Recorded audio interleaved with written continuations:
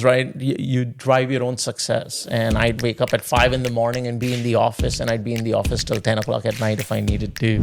And COVID, cruising came to a complete standstill for about 18 months. Then we let go of 0 people. I am caddy daddy. That's a very special part of my life that I'm really enjoying right now. And so cool. That's made me a far better human being and a far better person in life than anything else I could have ever imagined.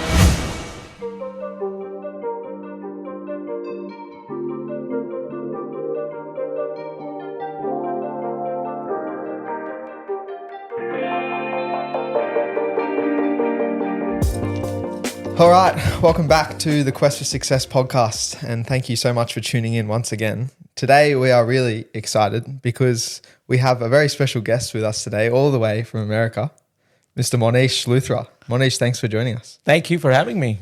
Yeah, really excited. So yeah, Monish and I studied together at Harvard Business School, doing OPM course together, and so I know Monish for the last 2 years. And Monish is a regular visitor to Sydney and Australia, and he's got some business happening in Australia. So we can talk about all that stuff.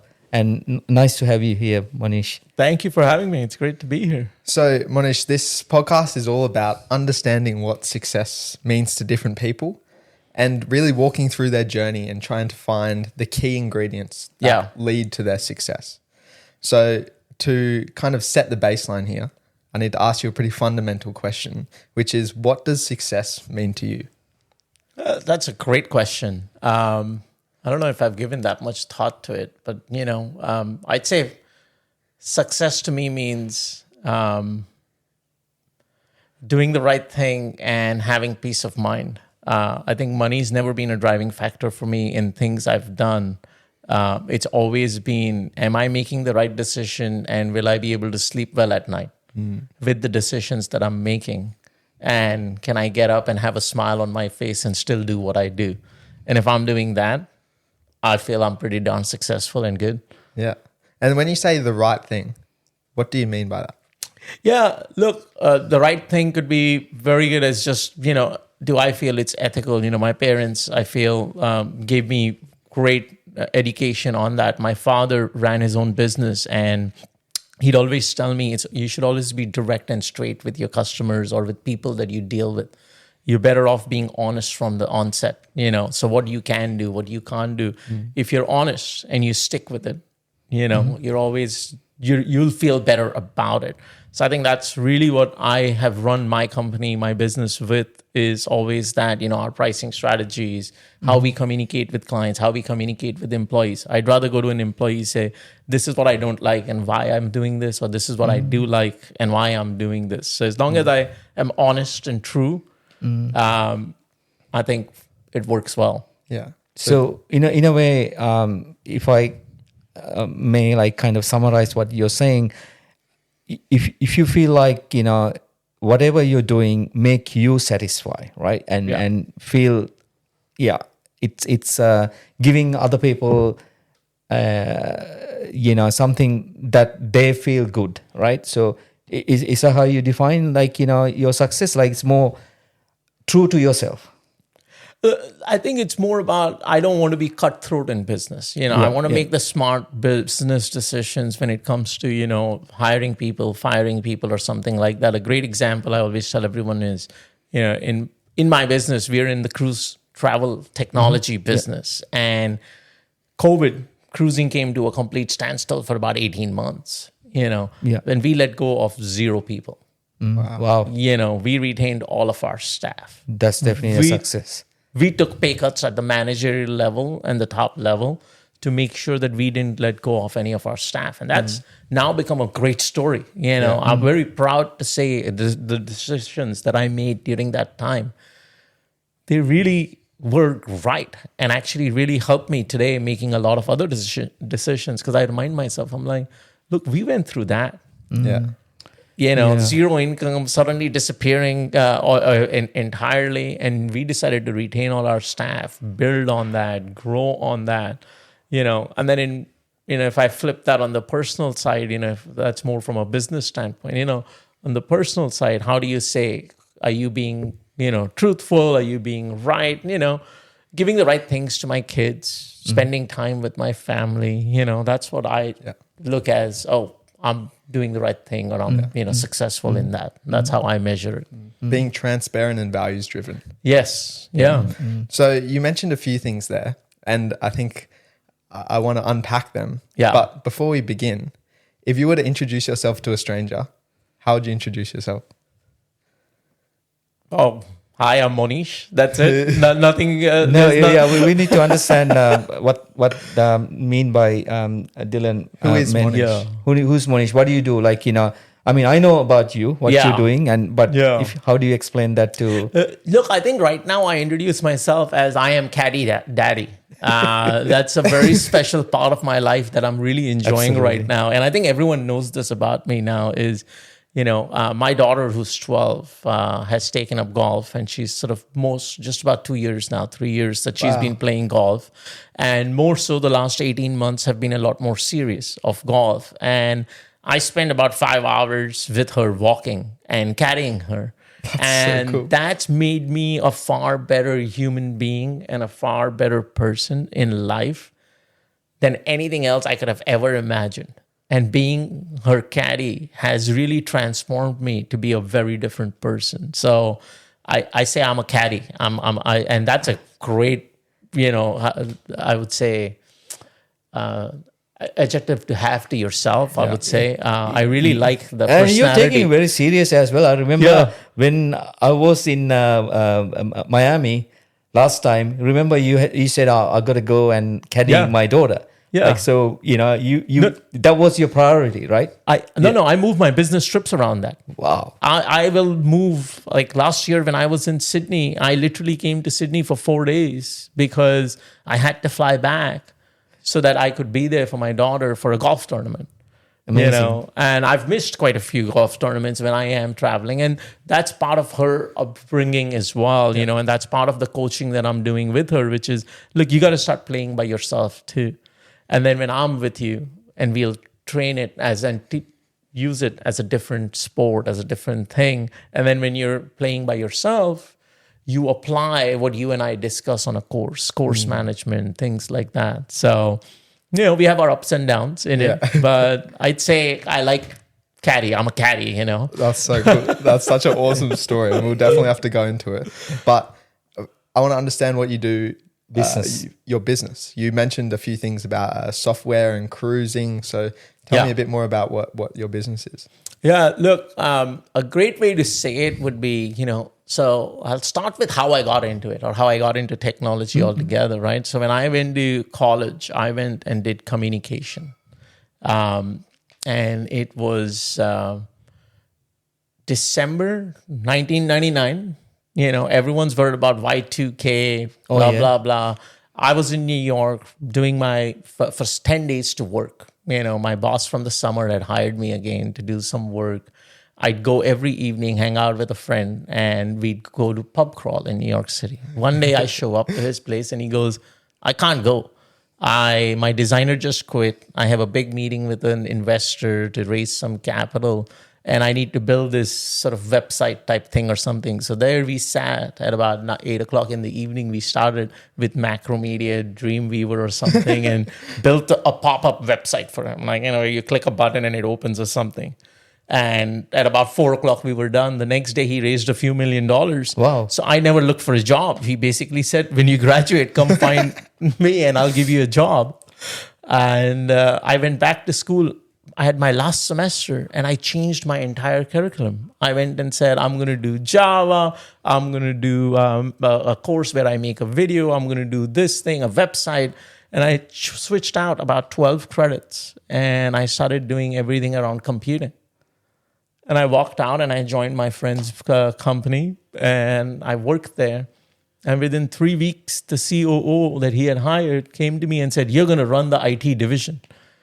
I have no technical background, no training. I've just left college. And the guy goes, you're managing these 16 people, and they were like DBAs, SQL guys. And they taught me everything. They literally taught me how to write SQL scripts. They taught me how to do programming. So we'd commute an hour every day on train. And I would print out stuff and I'd be sitting and reading programming and how to write Java code or C code and JavaScript and things like that. And then I wasn't very happy with the way my friend was running the company. He was doing everything I would never do with the business. And I decided in a year, I told him I'm leaving. And I went and applied for a few jobs. I mean, it was one of those years where I applied for a job in the morning at about 11 o'clock. By 2 o'clock, I had 4 interviews lined up. It was just crazy. I didn't know what was going on. Yeah. Some fortune, I interviewed to actually work at the World Trade Center building. I didn't take that. I interviewed at another job, which was in the same building that I was already in. I didn't take that. And then I traveled to the suburbs of Philadelphia for an interview. And I really liked the guy who interviewed me. And he and I got along very well. And as I was driving back from there, my parents were visiting from India, and I called them up and I said, I'm going to be moving. Like, they had not even offered me the job at this point in time. And I told them, I said, he's going to give me what I want and I'm going to be moving. And 2 weeks later, I was there, in the suburbs of Philadelphia. I had moved and I joined a cruise travel agency that sold cruises. And when I joined them, they were one of the first in 2000 to have launched an online booking platform that allows users to go and book cruises online.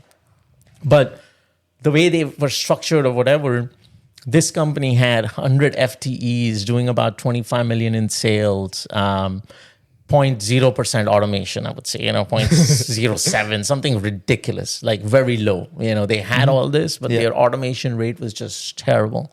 So I went in and, I sort of took 6 months to understand what everyone does in the different business units, things like that. And then we started writing code. And I hired a couple other developers to help me write stuff. And 6 months later, we did our first rollout. And a few weeks later, the CEO came to me and said, Monish, are you sure there's nothing wrong? We must be missing something. It was such a smooth rollout, right? There must be something that's being missed. And I was like, no, I've been checking every day. Everything looks great and everything like that. And 2 years into it, we were at about 85% automation within the company. Wow. Our paper usage had gone down dramatically. Like, I think we were using less than 10% of the paper that our teams were using prior to that. What were you doing there, Monish? What was your role there? Head of IT. IT, okay. Yeah, everything technology, from running the call center, tech stuff to everything. I don't know how, but I fell into it. Jack of all trades. Yeah. So when it came to technology, and really I learned a lot, but also it was one of those, right? You drive your own success. And I'd wake up at 5 a.m. and be in the office, and I'd be in the office till 10 o'clock at night if I needed to try and figure out how to make the call center work, or how to make this technology work or that technology work. But business process automation is what my specialty became. Okay. I realized that if I saw processes for it long enough, I would automate them. And I would figure out how we should spend less time doing that. This company went from 100 FTE to about 12 FTEs. Wow. Doing more business.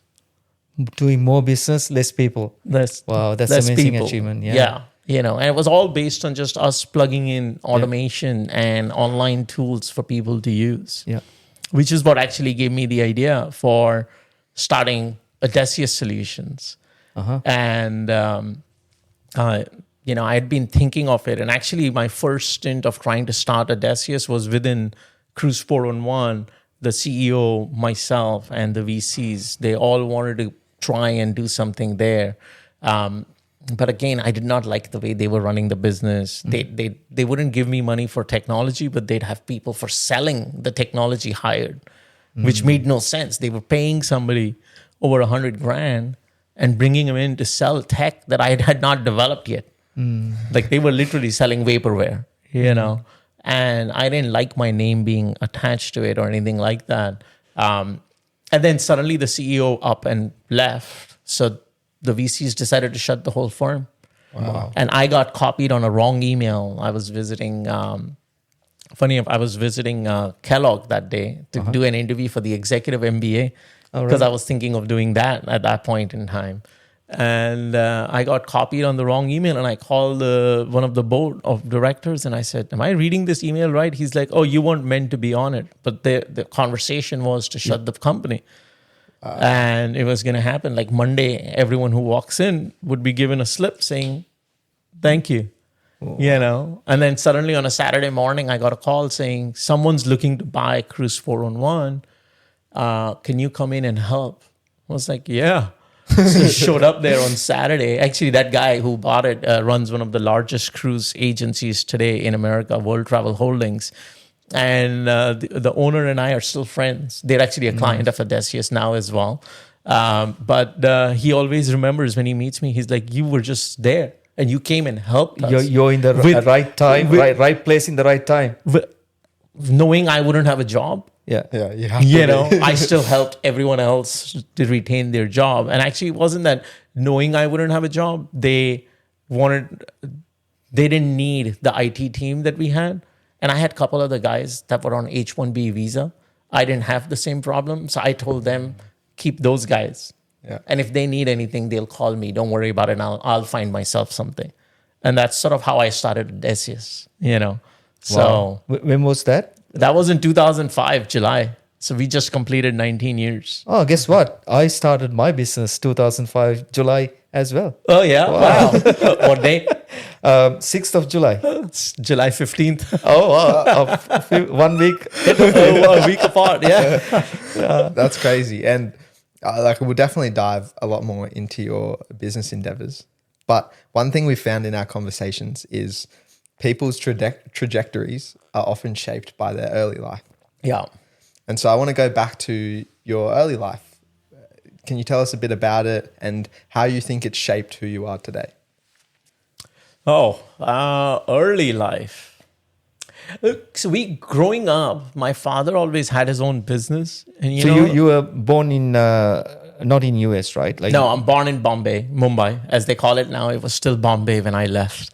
So I still call it Bombay. But born and raised in Bombay. And then I moved to US for college. But my father ran his own business, and he was a salesman where he used to sell hardware items to the Middle East. So like brass hardware, gold hardware, these hinges on doors or these things. It's funny, in the Middle East, they needed to be brass or gold, Upmarket. So, yeah, exactly. And that's what my father sold.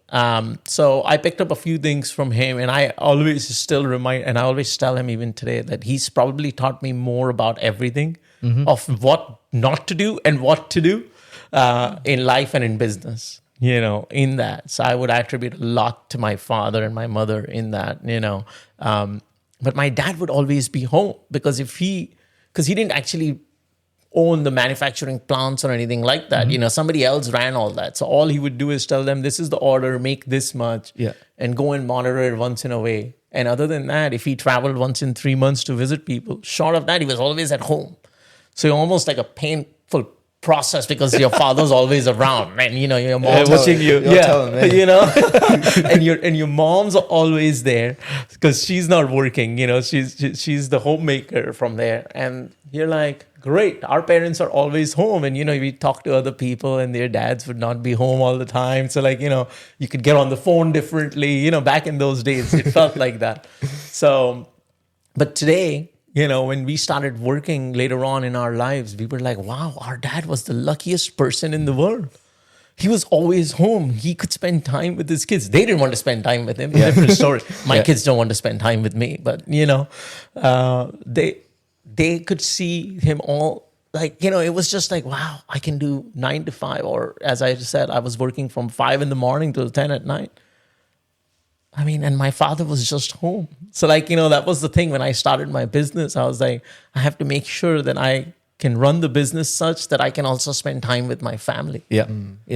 That was an important part of it, And then he always taught me about ethics, pricing models, how to think of when you're giving pricing. Don't give pricing to customer A and then go and give a different price to customer B just because they're smaller or bigger, and stick with your pricing.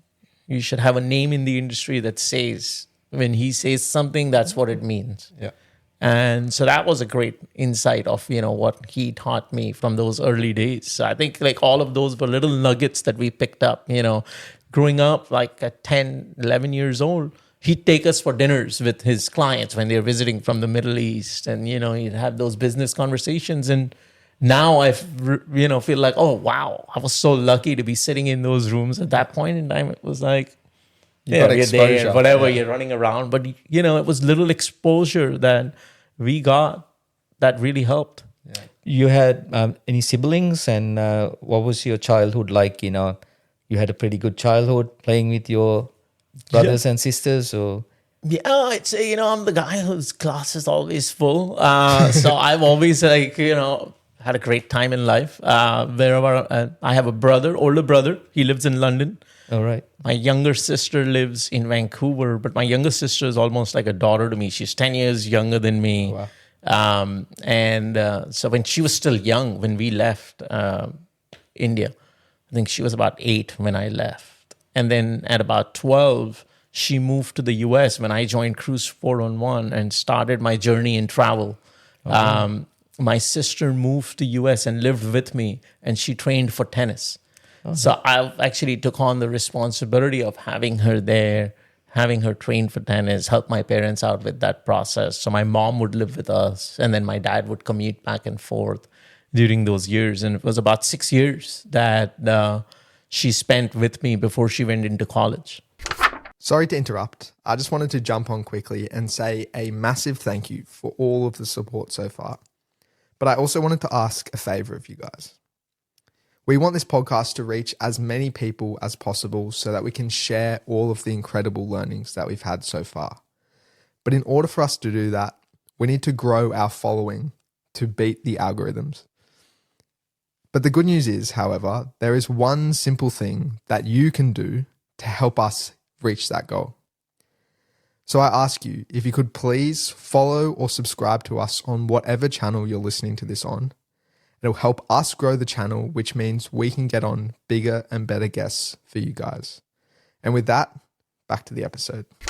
All right. So when did you actually move to US? How old are you then? I was 17 when I moved to US. Any particular reason that you thought going to US? I went for college. So I went, my brother was already there. All right. In 95, my brother had already joined. He always wanted to go to US to study.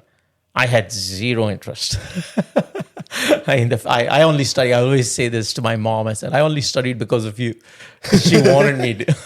But I only did college because she wanted me to. But I bet you were excited to go to US, right? Yeah, very excited. I was we met some friends yesterday, and I was telling Sandy when we left, I was sitting at the airport, and when I gave my mom a hug, I still remember, I can still picture it.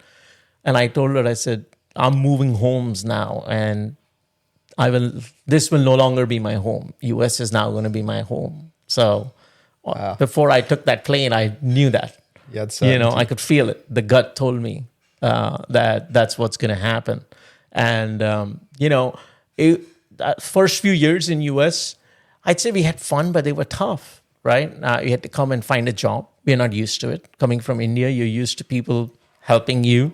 You don't have to go and work. Now suddenly you're going and working as a busboy, clearing people's dishes. Not natural to you, but we made our way. We'd convert currency all the time. I love this story. I tell everyone, the first time there was wings night, and you get 10 wings for $1, and it's 10 cents a wing. That means, so somebody tells me, hey, it's like this, and I try and find people to split the $1 so I could afford to buy wings. Because I would have to convert that to Indian rupees, and I'd be like, that's so expensive. I can't spend that, Well, those were college days, the first 2 years in college were a lot like that. You'd be sitting and converting and not wanting to spend $1. Or in the summers when I'd go and look for a job in New York City, I'd buy a bagel and cream cheese for $1 in the morning and eat half of it for lunch and half of it for dinner, because that was the budget for the day. Yep. Couldn't spend, like if there was a deli that was selling it for $1.25, I couldn't afford it. I would go to the deli, go 20 blocks in the wrong direction to the deli that sells it for $1, buy it, and that would be the meal. Yep. I know exactly what you're saying, because I had a similar kind of background Yeah. as an international student. I remember once I was using one tissue box for a whole year. Yeah.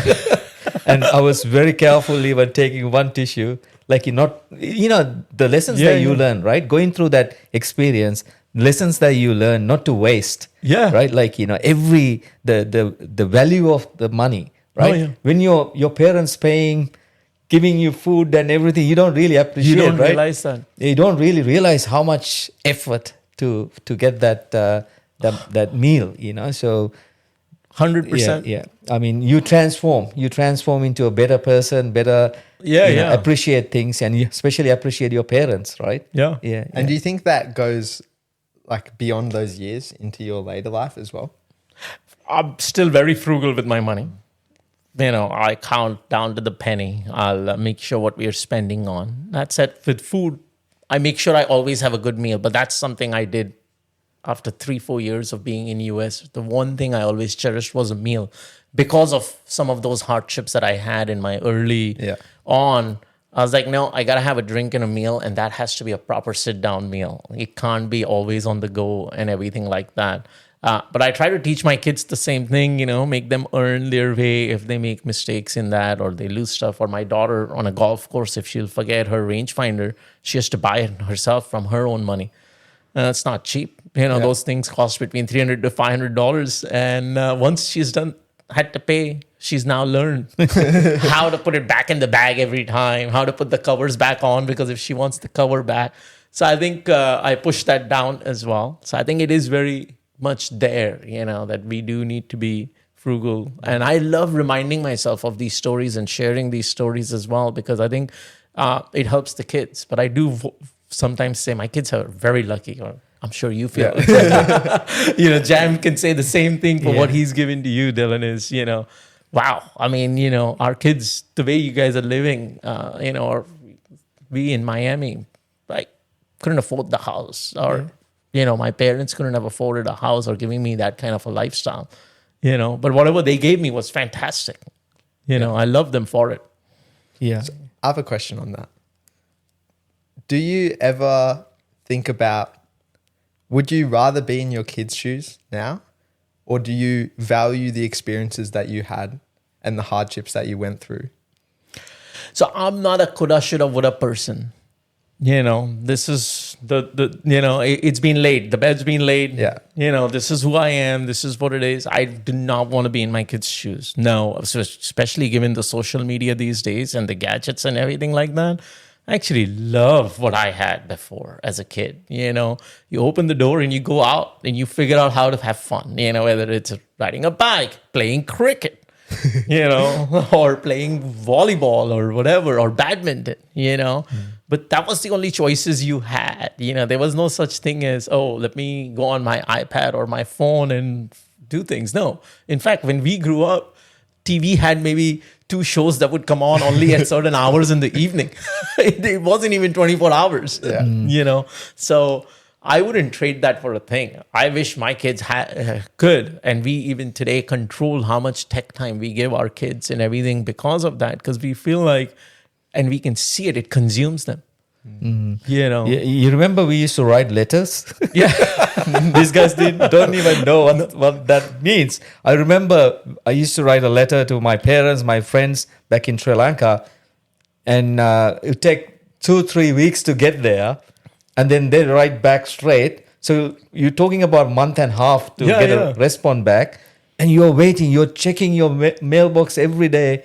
Once you get that feeling, these kids never gonna have that. Yeah. The excitement, the feeling, it's all these emails and text messages, streaming. Instant gratification now. Yeah, it is. Well, and I'm a big believer in instant gratification when it comes to having the new iPhone or some tech gadget that I want or something. That's fine. But yeah, like we used to write letters to our parents and the parents used to write letters to us in college. Like I remember, that's even... I would have a fixed time on a particular day on a weekend that I would call my parents, and I could only speak to them for 2 minutes because it was $3 a minute a phone call. Yep. Today, that same thing with FaceTime or WhatsApp. My mom messages me every day practically if she wants to. And, she'll get a message back. And like, wow, for her, that's instant gratification for her now, WhatsApp messaging. So I think in some ways that's great, what it's done for us and everything. But I wouldn't want to be in my kids' shoes. And I think it's good for them, and I see that as progress, right? If I look at my father came from a village, and look at what he's done and where he's put his kids. And all of them are settled internationally, in fact, very far away from each other and from them, and we are giving our kids the next line that this is what you have to do. All I can hope for is that my kids will take that and extend that further, and that's all I can hope for them. Yeah, absolutely. And you talked about, you're trying to teach your kids, pass on some of your knowledge. Are there any other key lessons that you're trying to leave to your kids? Key lessons. Look, lessons are taught by themselves. I don't believe at this age I can teach them a lot of lessons. I can just hope they listen and they'll remember 10 years, 20 years later, because I've repeated it enough times in different ways that it got embedded in their brain. Because there's no way otherwise they would do it. Only if it becomes second nature, to them, and it becomes the thinking that's the way it is, I think will it work. Yeah. So all I can do is remind myself that I have to keep doing the things, repeat it, and most importantly, like I tell my wife, expect nothing in return. Yeah. Yeah. So Monish, talking about your wife that you mentioned, just take us through, when you went to US, you studied, and how did you meet her, and Yeah.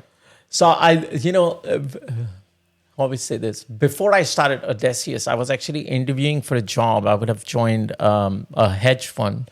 My ex-boss from Cruise 411 had joined a hedge fund and was recruiting me to bring in, and I would have become a principal with him and everything. And I gave up that job. I mean, this guy was guaranteeing me $300,000 a year back in 2005 with a commitment to go up to $1 million within a couple years. And I said, no, I'm going to go start Odysseus Solutions, my own company. And it all came from, I interviewed with one of the principals of the firm. And when I spoke about certain things, he said, Monish, you sound so passionate about what you've done and certain things. You're coming and joining a hedge fund. We're giving you a job. There's nothing for you to do here. You're not going to build any rocket science in this finance industry. And he's right. I wasn't going to be able to change how the Bloomberg or how those guys read all that. It would be what it is. And it would be a little bit of automation here or there, but it wouldn't be something I could be passionate about. But I say that because that kept me in travel, because I met my wife through travel. All right. And so through Odysseus, as I built my firm, in 2008, one of my clients, more on the flight side, said, hey, American Airlines is launching a flight from Chicago to Moscow. Send me your passport because we are going to Russia. Mm-hmm. So I was in San Fran, but I always fly anywhere with my passport. And I sent him my passport. And he arranged for the visa. And I flew a few weeks later in October 17th, I still remember the day, 2008, I flew to Chicago, and there was a group of about 15 of us going to Moscow. And Anna, my wife, was one of them. Oh. And she was part of the group who he had brought on, so that she arranged all the apartments in Moscow for us. All right. She wanted to have nothing to do with me when she saw me. She said hello, she looked away, and she walked away. On the plane, we may have said hello once to each other. And I was partying with everyone else. We were all flying business class. American Airlines footing the bill. We were all going to Moscow. We spent a few nights in Moscow. Long story short, I made a few moves here and there. But we are going to the airport. And once we get to the airport, she's checking in on one side, I'm checking in on the other side. And I look at the counter girl and I said, can you have her sit with me? And these two girls are talking something in Russian. She's talking something. And I said, why are you laughing? What's going on? She goes, before you asked, she asked to put you next to him. Oh, wow. So my wife had the same thing. And so we sat on that 10-hour journey from Nice. Moscow to Chicago. We sat next to each other. We probably spoke nonstop. And here we are, After that flight, you became That's right. boyfriend and we girlfriend. knew within a week we had met. Then we actually stopped dating for a bit. And then because we didn't want long distance relationships, she was in Atlanta. I was in Miami. And then one of the times she messaged me randomly and she said, oh, this. And I said, oh, I'm going to London. I'll be in London that week. She's like, oh, I'm going to Russia. I'll meet you in London on my way. And we met in London. And I think that was the writing on the wall when we met there. A few weeks later, I flew up to Atlanta and drove her and all her stuff down to Miami. And we moved in together. That's how we started dating. We started living together from like practically day one of being together. And then I flew my parents out that summer and I said, look, you want to come meet this girl because I'm going to marry her. And, here we are, 2 kids later. That's it. Now we have 2 kids, 2 girls. 2 daughters, 12 and 10. One's about to be 11 next month, Wow. And already into the golf. That's awesome. Yeah, my 12-year-old's into golf. My 10-year-old is into running and lacrosse. Wow. So I'm really looking forward to her continuing with the running thing so I can maybe run some marathons with her. So I am a marathon runner myself. Oh, awesome. I've run New York, Chicago, and London. I just applied for Tokyo. I'm hoping next year in March I'm going to run Tokyo. Should come and do the Sydney Marathon. Yeah, I know. One of the days I will. That's awesome. That's awesome. And looking back on your journey, do you think there's any pivotal mentors that you had along the way?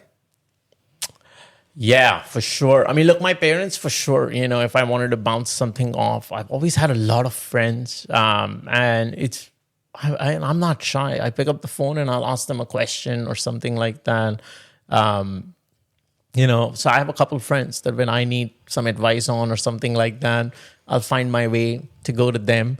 And then amazingly, I just sort of read how someone like a Steve Jobs or, Mark Zuckerberg would handle some of these things. And I sort of follow a lot of that, and I find that reading what they did, how they encountered certain situations, how they did that, how they managed it, helps me. And that's what I do. That's really interesting. And I suppose when you first started your business, I'm sure it wasn't easy going. How did you kind of get through that period? I think I'm still going through it.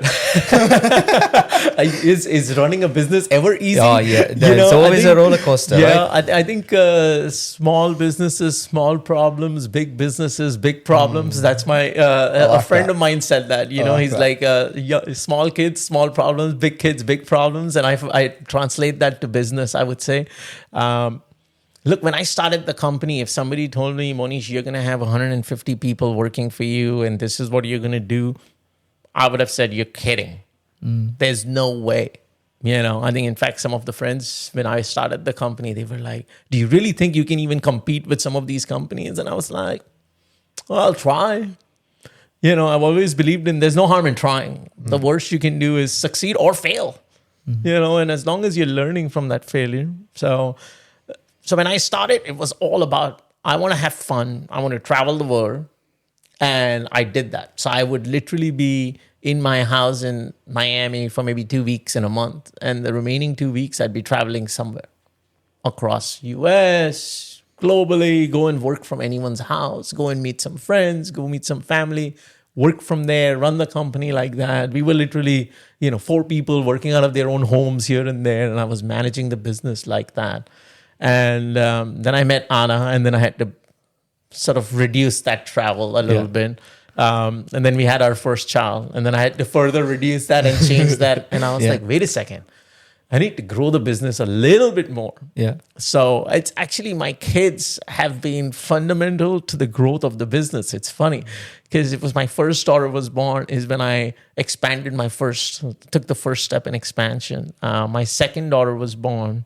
And I was like, oh man, 2 kids. I got to really get my act together. Yeah. And I actually did a course at Harvard at that point in time, a 4-day course on just how to navigate your small business. It was called Leading Your Small Business. Oh, really? And we did the same concept, case studies, meet in a group, discuss them. But it was only 4 days. But I met some really smart guys. I felt, wow. And that changed my thinking completely. And I went to India and I said, get 3 times the size of the office. Even if we don't fill it now, we'll fill it 2 years from now, But even then, my manager there, Vignesh, one of my favorite people in the world who helps me a lot with my company, he and I spoke and I was like, don't worry, we'll never grow more than 50 people. I mean, and then we sort of went and said, okay, we're going to expand more. And we're going to expand more. And then pre-COVID, we were about 70-something people in the company. When I decided not to fire anyone. Yeah. And then post-COVID, we are 150. Wow. So, that's significant how growth. much, we've actually taken, when COVID hit and having, business took a hit, we actually grew.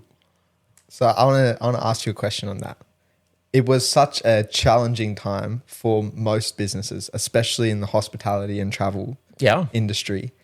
How did you come out of it on the other side more successful? What did you do differently? Well, I didn't fire anyone. So I kept everyone there. And I think they all gave me a lot of good wishes and they prayed for me that we were successful in that. But look, we made all the right decisions. We made mistakes, but we picked up from those mistakes and we said, move on. So we sort of buckled up and said, this is where we can control costs. We can't let go of people to control our costs. And we're going to do that. And, I'd be up till 2, 3 in the morning calling bankers in India, trying to figure out what kind of loans I could get if I had to get to that level, what properties I had, how much leverage I was willing to take. I had put all of those things in line and said, this is what we're going to do, have everyone. And we're going to sort of go back to our business and say, what are things that we do manually today that we can automate so that when the clients come back, we can turn them on faster. And that's sort of what we did. We took our own internal processes and we started automating them.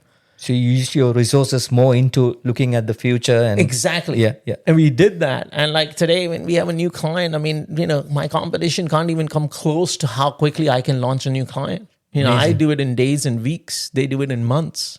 Yeah. And all because of what I did during that time. We just went and said, this is what we're going to do. Yeah. And everyone's going to stay here and we're going to focus on improving that. And it was a really tough time, especially India. India had some really bad brushes with COVID. I remember one of my trips to India during COVID and this guy came to meet me and he said, Monish, in India, the difference is when you meet someone, either they have had COVID and been in bed in the hospital or someone in their household has done that, and if these two haven't happened, they've lost somebody from the household. And that was so true. You spoke to anyone, one of these 3 was a hit. Yes, my aunt died, my grandmother died, COVID, this one died. Or I spent 10 days in the hospital and I didn't even have a bed. Like this guy was telling us his story about how there were like 20 beds in the room. And he said this bed, whoever went in that bed was dying. And when they were trying to move him there, he's like, no, that bed I'm not going to go because while I've been here for 10 days, you've had 4 people go there and they've all died. I mean, but that's how they were. So it was quite a gruesome story every time you heard or something like that. So I felt pretty good about what we had made the decisions on from a business standpoint and a personal standpoint. We gave everyone whatever time they needed. We said, hey, you're sitting at home and work. You're getting paid. I can't tell you to work overtime, but you want to, you can. Yeah. And we'll make everything better as things get better. And we did, a year later when things started to pick up.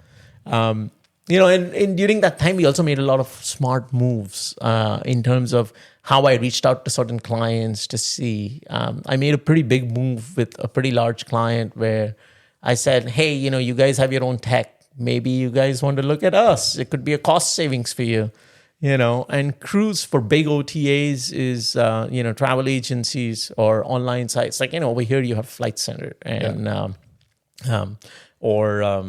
WebJets is the other one, right? The big OTA here, right? And if you look at what do they sell mostly? Flights, not as much cruise. So where would they spend money on? Flights. And that's what I did. So I basically started reaching out to in US companies like that and said, cruise is your ignored child. It's my only child that I focus on. Let me focus on that for you. And I actually signed some really good deals because of that. I mean, it took 2-3 years to happen, but as all good things do, they take time, but you got to lay the seeds down. And we did. So that's sort of what we did during COVID. We sort of laid a lot of seeds out and said, and it was, in a baseball strategy, a baseball saying, I'm batting 100. Like literally, it was insane. Like literally, if we laid down 5 seeds, all 5 started growing. Wow, amazing. So we got lucky too. And that's because the less competition as well at that time. Everyone's kind of giving up, letting people go, and chaos. Yeah. But then you looked that negative situation into a positive. Yeah. And then you took the full advantage. Yeah. It's amazing story. Yeah. Thank you. And do you ever look back when you said like, oh, we'll never get to 50 employees? Do you ever look back on that now and think like, wow? Like for me, supporting the families of 150 people, that's an incredible achievement. Do you ever look back on that and think the impact that you've had? Yeah, I don't like giving myself credit for things like that because they helped me more than I helped them, I think, to get to where I am. So I'm not going to take credit for something like that. I mean, yes, I'm very lucky that I am able to employ that many people and have that many team members. I don't like to think of them as employees. They're better as team members. Do I think I'm naive that I said that or did that? No, because that was my knowledge at that point in time, So I can't really say I did something wrong. Was I short-sighted? Maybe, but I could only have seen what I allowed myself to see. And do I give myself more room to think a little bit bigger, better now? And I think I attribute a lot of meeting guys like Jam and our team, from HBS. Like that's helped me. That's, I think, is the biggest takeaway would be it allows me to sit back and say, do I need to put myself in that box and how wide can that box be? It did help with that. So no, I don't, again, no coulda, shoulda, woulda. Yeah. You learn from your mistakes. Yeah. I told myself 50 was the max I'd be. 150 is the number 300. I don't know. Do I want to get to that? I don't know. I don't go by that. That's not the number I want to hit. Do I want to be successful in what I'm doing and how do I rate that? I want my customers to, when they meet me and I have that relationship with them, they enjoy meeting me. They're not going to sit there and complain. Will they raise certain issues because someone hasn't done something? Of course, that's business. But for the most part, I want them to have a positive feeling of what we've built for them and how their teams use it.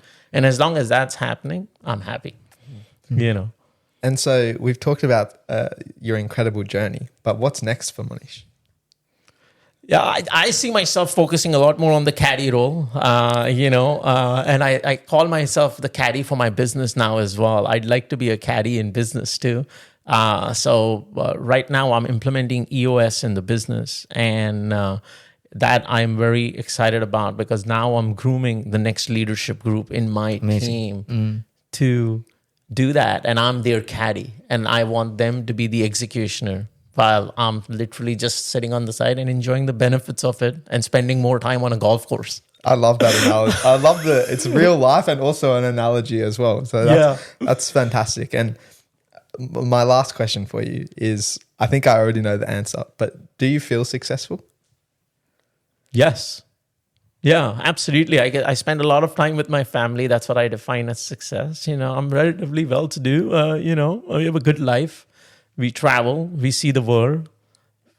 That's all that matters, I feel. And I sleep well at night when I do sleep, and those things are very important to me. And that's what I tell everyone. I'm like, money comes and goes. Yeah. Peace of mind, that's super important, So throughout our conversation, I've been jotting down a few things, which I think have been core to your success. And so I want to share them with you. The first one I think is you're very value driven. And you spoke about your definition of success, like doing the right thing, being very ethical. And I think everything that you do is very much aligned with your values. Like during COVID, you could have easily let go of those people, but you wanted to do the right thing by your values. And I think that's incredible trait to have. The other thing is you take opportunities as they come. Like you said, you were studying communications, and then this opportunity came up to go into technology. And a lot of people would have, dwelled on that for a while, but it seems like you took that by the horns and went straight into it. And I think taking those opportunities as they come up is something that gets you further down the line. And then I think for me, one of the biggest ones is your optimism. Mm-hmm. I've only known you for like an hour, and the smile hasn't left your face. Yeah. And throughout our conversation, you're always looking at the glass is half full, or it's full. It's full. It's always full. And I think, especially in that COVID example, so many people would have seen, this is it for me. This is the end of my business. But you saw it as an opportunity, and you can tell the consequence of that obviously shows how positive being optimistic is. And another one is you're very all or nothing. Yeah. I think, and maybe a better way to say that is intentional. When you're with your family, you're with your family. You're caddying out on the golf course. When you're at work, as you said, 5 a.m. to 10 p.m., you're there and you show up all the time. And then the last one is family. You're a family man. And you don't forget what your priorities are. And I think that's really important. Yeah, and also talking about hanging out with friends. Yeah. When you're hanging out with friends, you're always giving your 100%. And Monish is a very popular guy in our group, and party hard as well, and enjoy. I mean, work hard, enjoy life as well. So gotta enjoy life. Yeah, what else are you working hard for? Yeah, exactly right. It's like I work out so I can have alcohol and carbs. That's it. Otherwise, what am I working out for? But it's a privilege to have you, Monish, because it's a journey. I mean, it's a wonderful journey, and you're a very humble person as well. You don't want to talk too much about your business success. I guess you're running a global business and a very large organization, like what you've done.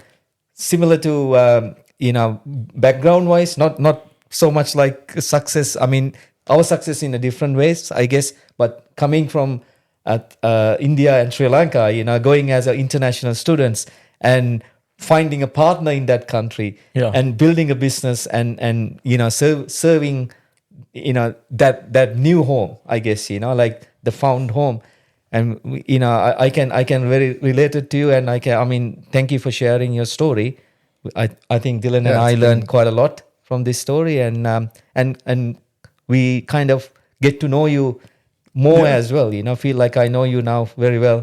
And hopefully we can share this with everyone else. And thanks for your time. Thank you for having me. And Dylan, that was very well summarized. That's fantastic. If you're able to do that in that much time, wow, that's a great asset for you. Thank you. I appreciate that. Yeah, that's fantastic how you put that together in that little time. That's amazing. I think it comes down to the guest as well. You were very open and you shared a lot of knowledge in there. So it's easy when the guests are as open as you. So thank you so much for joining us today. And on that note, if you guys aren't already, please consider following and subscribing to us on whichever channel you're listening to us now, and head over to thequestforsuccesspodcast.com and fill out our success survey so we can hear what success means to you guys. And on that note, we'll see you guys in the next episode.